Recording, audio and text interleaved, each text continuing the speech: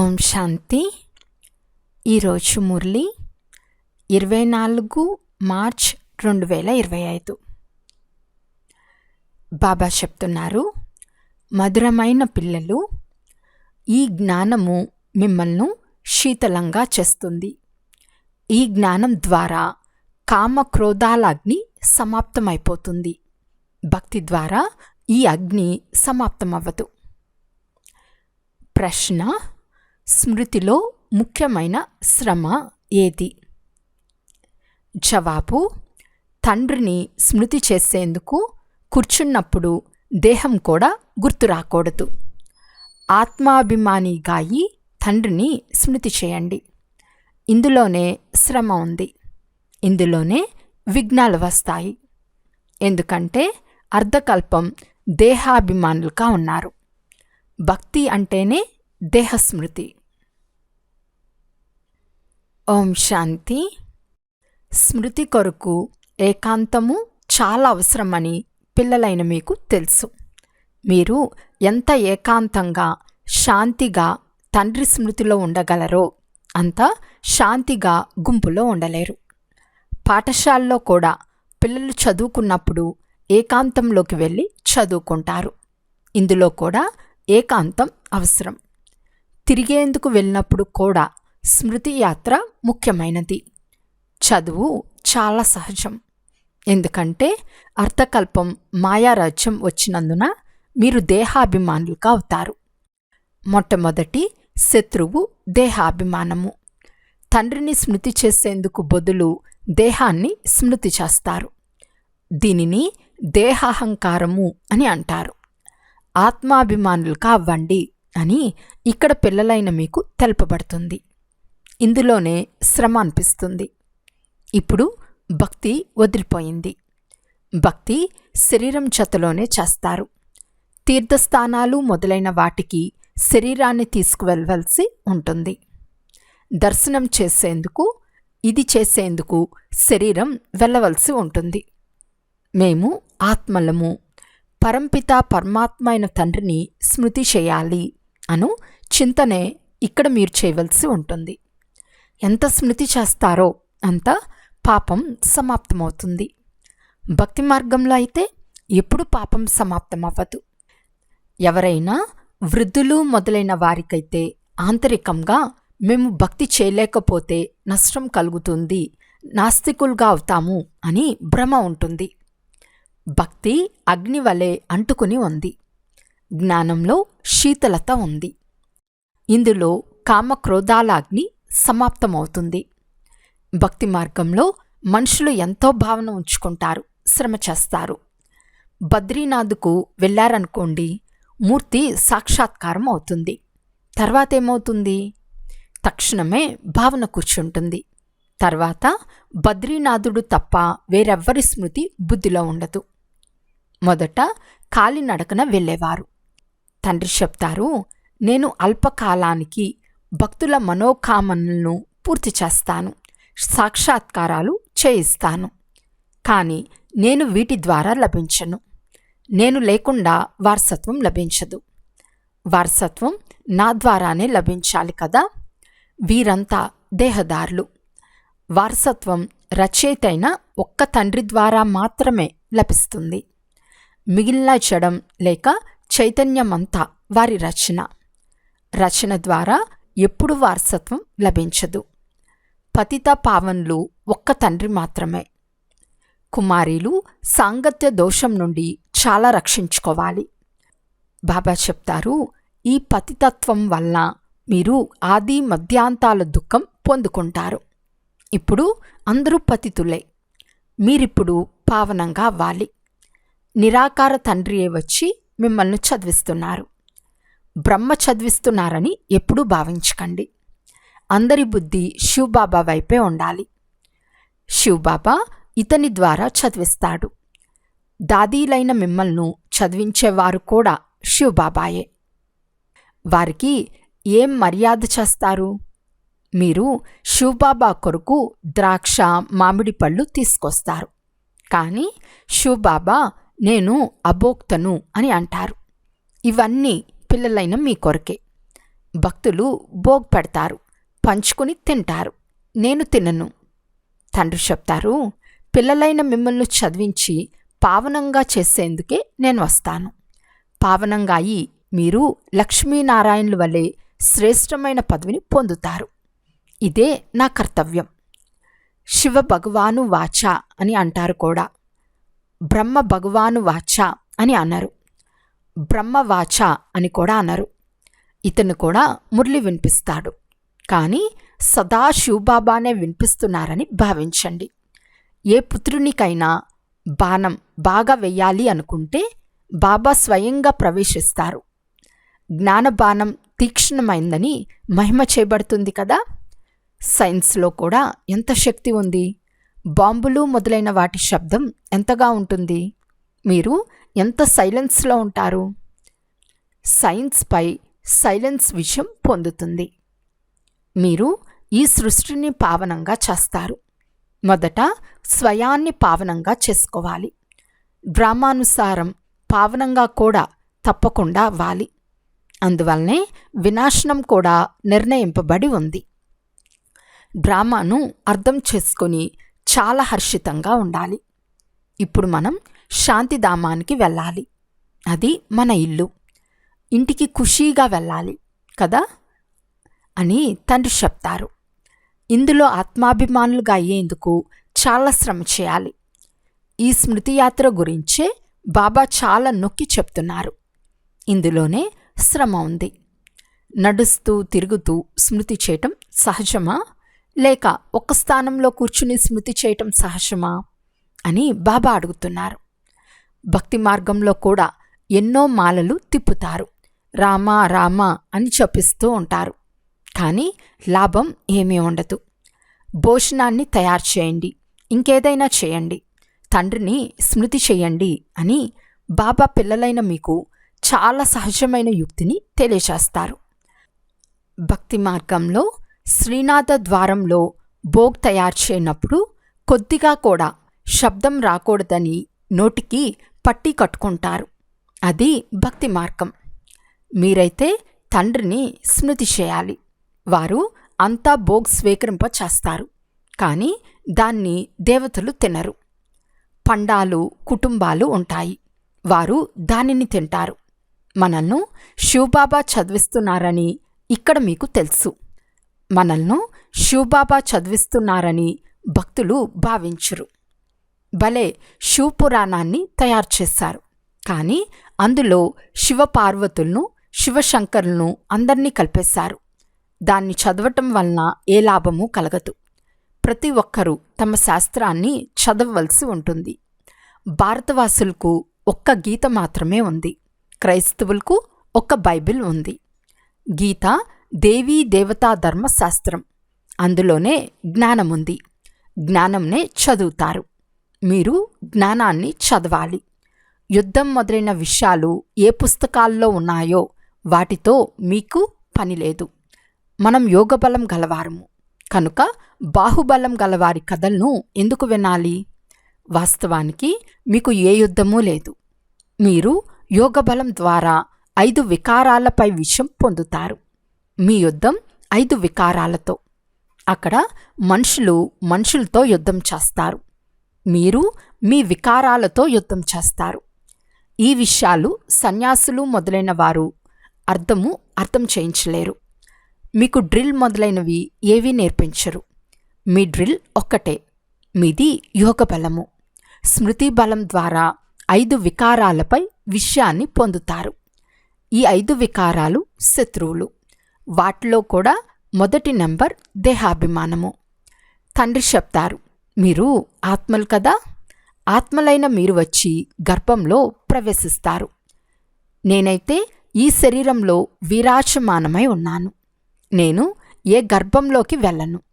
సత్యుగంలో మీరు గర్భమహల్లో ఉంటారు.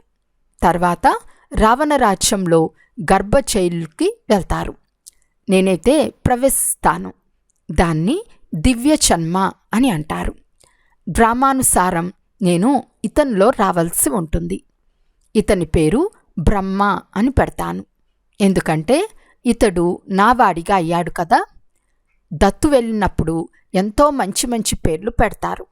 మీకు కూడా చాలా మంచి మంచి పేర్లు పెట్టాను. అద్భుతమైన లిస్ట్ సందేశీ ద్వారా వచ్చింది. బాబాకు అన్ని పేర్లు జ్ఞాపకం లేవు. పేరుతో ఏ పని లేదు. శరీరానికి పేరు పెడతారు కదా. ఇప్పుడు స్వయాన్ని ఆత్మగా భావించి తండ్రిని స్మృతి చేస్తే చాలు అని తండ్రి చెప్తారు. మనం పూజ్య దేవతలుగా అవుతామని, మళ్ళీ రాజ్యపాలన చేస్తామని మీకు తెలుసు. మళ్ళీ భక్తి మార్గంలో మన చిత్రాలే తయారు చేస్తారని మీకు తెలుసు. అనేక దేవతల చిత్రాలు తయారు చేస్తారు. ఆత్మలకు కూడా పూజ జరుగుతుంది. మట్టితో శాలిగ్రామాలను తయారు చేస్తారు. మళ్ళీ రాత్రికి విరిచేస్తారు. దేవీలను కూడా అలంకరించి పూజించి మళ్ళీ సముద్రంలో వేస్తారు. తండ్రి చెప్తారు, నా రూపాన్ని కూడా తయారు చేసి తీర్థ నైవేద్యాలు పెట్టి మళ్ళీ నన్ను రాళ్ళు రెప్పల్లో ఉన్నానని చెప్తారు. అందరికన్నా నాకే ఎక్కువ దురదశను కలిగిస్తారు. మీరు ఎంత పేదవారిగా అయ్యారు. పేదవారే మళ్ళీ ఉన్నత పదవిని పొందుతారు. ధనవంతులు కష్టంగా తీసుకుంటారు. బాబా కూడా ధనవంతులతో అంత తీసుకొని ఏం చేస్తారు? ఇక్కడైతే పిల్లలు పైసా పైసాతో ఈ ఇల్లు మొదలైనవి తయారవుతాయి. బాబా మా ఒక్క ఇటుకను పెట్టండి, ప్రతిఫలంగా మాకు వెండి బంగారు మెహల్లు లభిస్తాయని భావిస్తారు. అక్కడైతే చాలా బంగారం ఉంటుంది. బంగారపు ఇటుకలు ఉంటాయి. అప్పుడే ఇళ్ళు తయారవుతాయి.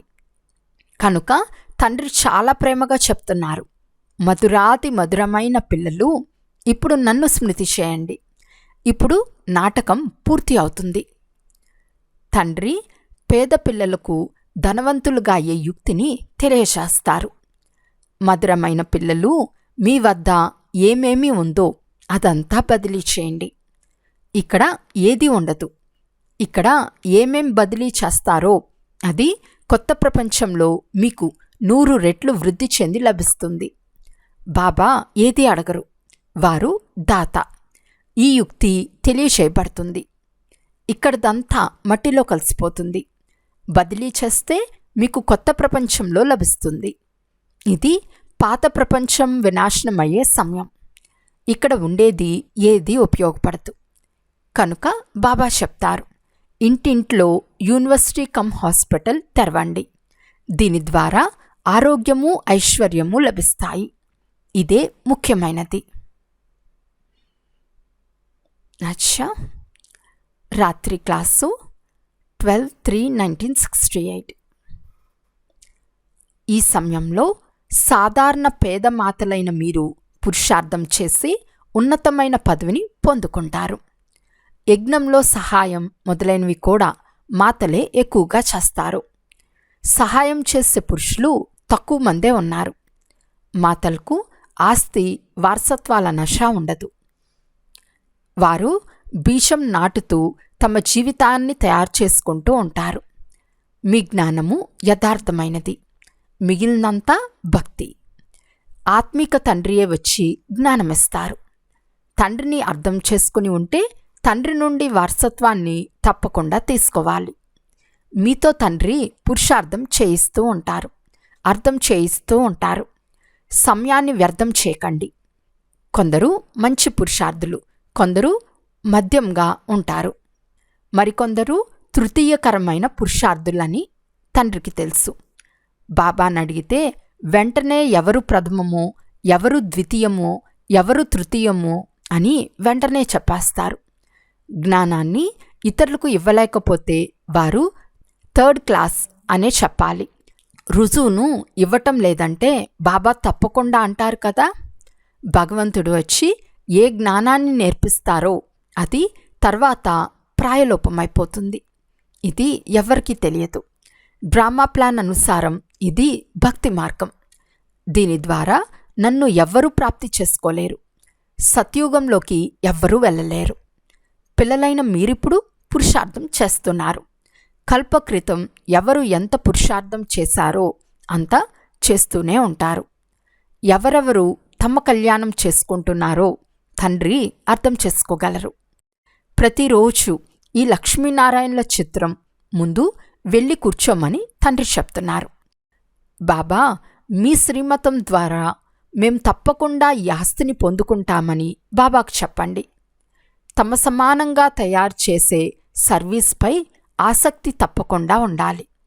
సేవా కేంద్రాల్లో ఉండేవారికి కూడా నేను చెప్తాను, ఇన్ని సంవత్సరాలుగా చదువుకున్నారు, అయినా ఇతరులను చదివించలేకపోతే చదివి ఏం లాభం? పిల్లల ఉన్నతి అయితే చెయ్యాలి కదా. పిల్లల బుద్ధిలో రోజంతా సర్వీస్ గురించిన ఆలోచనలే నడవాలి. మీరు వానప్రస్థులు కదా, వానప్రస్థుల ఆశ్రమం కూడా ఉంటుంది.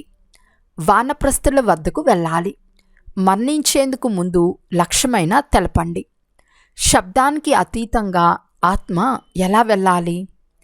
పతితాత్మ అయితే వెళ్ళలేదు. భగవాను వాచ, సదా నన్ను ఒక్కరినే స్మృతి చేస్తే మీరు వానప్రస్థంలోకి వెళ్ళిపోతారు. బెనారస్లో కూడా చాలా సేవ ఉంది. చాలామంది సాధువులు కాశీవాసం చేసేందుకు అక్కడ ఉంటారు. రోజంతా శివకాశీ విశ్వనాథ్ గంగా అని అంటూ ఉంటారు. మీలో సదా ఖుషి చప్పట్లు మ్రోగుతూ ఉండాలి. మీరు విద్యార్థులు కదా, సేవ కూడా చేస్తారు, చదువుకుంటారు కూడా. తండ్రిని స్మృతి చేయాలి, ఆస్తిని తీసుకోవాలి. ఇప్పుడు మనం శివబాబా వద్దకు వెళ్తాము. ఇది మన్మనాభవ. కానీ చాలామందికి గుర్తు ఉండదు. వ్యర్థంగా సమయాన్ని గడుపుతూ ఉంటారు. స్మృతియే ముఖ్యమైన విషయం. స్మృతియే ఖుషీలోకి తెస్తుంది. విశ్వశాంతి కావాలని అందరూ కోరుకుంటారు. బాబా కూడా చెప్తున్నారు, వారికి విశ్వంలో ఇప్పుడు శాంతి స్థాపించబడుతోందని అర్థం చేయించండి. అందువలన బాబా లక్ష్మీనారాయణల చిత్రానికి ఎక్కువ మహత్వంను ఇస్తారు. సుఖశాంతి పవిత్రతలు సుభిక్షంగా ఉండే ప్రపంచం ఇప్పుడు స్థాపించబడుతోందని చెప్పండి. విశ్వంలో శాంతి స్థాపించబడాలని అందరూ కోరుకుంటారు. చాలామందికి బహుమతులు కూడా లభిస్తూ ఉంటాయి. ప్రపంచంలో శాంతిని స్థాపన చేసేవారు మాలికుడే కదా. వీరి రాజ్యంలో విశ్వంలో శాంతి ఉండేది. ఒకే భాష, ఒకే రాజ్యం, ఒకే ధర్మం ఉండేది. మిగిలిన ఆత్మలన్నీ నిరాకార ప్రపంచంలో ఉండేవి. ఇటువంటి ప్రపంచాన్ని ఎవరు స్థాపించారు? శాంతిని ఎవరు నెలకొల్పారు? ఇక్కడ స్వర్గం ఉండేదని, వీరి రాజ్యం ఉండేదని విదేశీయులు కూడా భావిస్తారు. ప్రపంచంలో శాంతి అయితే ఇప్పుడు స్థాపించబడుతోంది. బాబా అర్థం చేయించారు. ప్రభాత యాత్రలో కూడా ఈ లక్ష్మీనారాయణల చిత్రంను చూపించండి.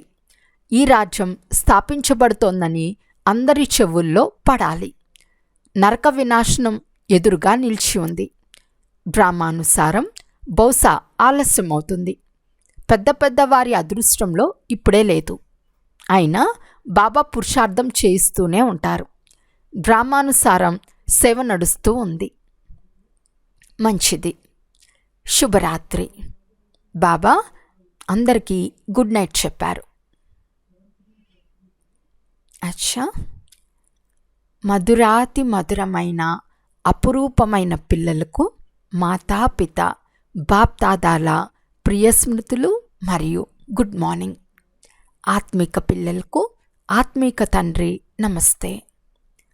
ఆత్మిక తండ్రికి ఆత్మిక పిల్లల యొక్క ప్రియస్మృతులు మరియు నమస్తే నమస్తే నమస్తే. ధారణ కొరకు ముఖ్య సారము. ఫస్ట్ పాయింట్, సాంగత్య దోషం నుండి మిమ్మల్ని మీరు చాలా సంభాలన చేసుకోవాలి. ఎప్పుడు పతితుల సాంగత్యంలోకి రాకూడదు. సైలెన్స్ శక్తి ద్వారా ఈ సృష్టిని పావనంగా చేసే సేవ చేయాలి. సెకండ్ పాయింట్, డ్రామాను బాగా అర్థం చేసుకొని హర్షితంగా ఉండాలి. మీ సర్వస్వాన్ని కొత్త ప్రపంచం కొరకు బదిలీ చేయాలి. ఈరోజు వరదానము. తండ్రి ద్వారా సఫలత యొక్క తిలకాన్ని ప్రాప్తి చేసుకునే సదా ఆజ్ఞాకారి హృదయ సింహాసనాధికారి భవ. భాగ్య విధాత అయిన తండ్రి ప్రతిరోజు అమృతవేళలో తన ఆజ్ఞాకారి పిల్లలకు సఫలత యొక్క తిలకాన్ని దిద్దుతారు. ఆజ్ఞాకారి బ్రాహ్మణ పిల్లలు ఎప్పుడూ కూడా శ్రమ లేక కష్టము అనే శబ్దం నోటి ద్వారానే కాదు, సంకల్పంలో కూడా రానివ్వరు. వారు సహజ యోగులుగా అవుతారు. అందువలన ఎప్పుడూ కూడా వ్యాకుల పడకండి, కానీ సదా హృదయ సింహాసనాధికారులుగా అవ్వండి, దయాహృదయులుగా అవ్వండి. అహంభావంను మరియు భ్రమాభావాన్ని సమాప్తం చేయండి. స్లోగన్: విశ్వ పరివర్తన యొక్క తేదీ గురించి ఆలోచించకండి, స్వపరివర్తన యొక్క గడియను నిశ్చితం చేసుకోండి. అవ్యక్త సూచన: సత్యత మరియు సభ్యతారూపి కల్చర్ను సొంతం చేసుకోండి. ఎవరైతే పవిత్రత యొక్క పర్సనాలిటీతో సంపన్నమైన రాయల్ ఆత్మలుగా ఉంటారో వారిని సభ్యత యొక్క దేవీలని అంటారు. వారిలో క్రోధ వికారం యొక్క అపవిత్రత కూడా ఉండదు. క్రోధం యొక్క సూక్ష్మ రూపాలైన ఈర్ష్య, ద్వేషం, ఏవగింపు లోపల ఉన్నట్లయితే అది కూడా అగ్నియే. అవి లోపల కాలుస్తూ ఉంటాయి. బయటకి ఎర్రగా పచ్చగా అవ్వరు, కానీ నల్లగా అవుతారు. కనుక ఇప్పుడు ఈ నల్లదనాన్ని సమాప్తం చేసి సత్యంగా, శుద్ధంగా అవ్వండి. అచ్చా. ఓం శాంతి.